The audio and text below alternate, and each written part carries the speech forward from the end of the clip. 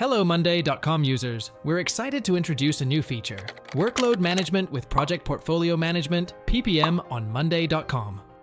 Besides Gantt charts with dependencies, baselines, and critical paths, you can now set working capacity, add scheduled hours, and manage workloads directly within PPM. First, let's set the capacity hours.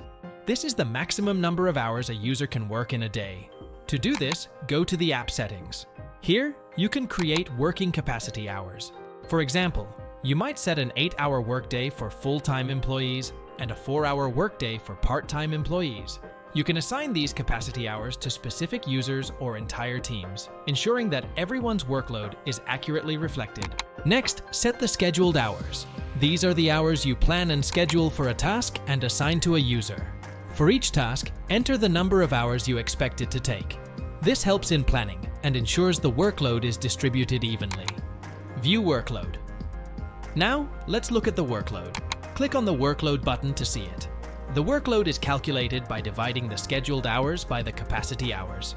For example, if a user has a capacity of 8 hours and is scheduled for 6 hours, their workload is 6 hours per 8 hours. The workload is color-coded to make it easy to understand.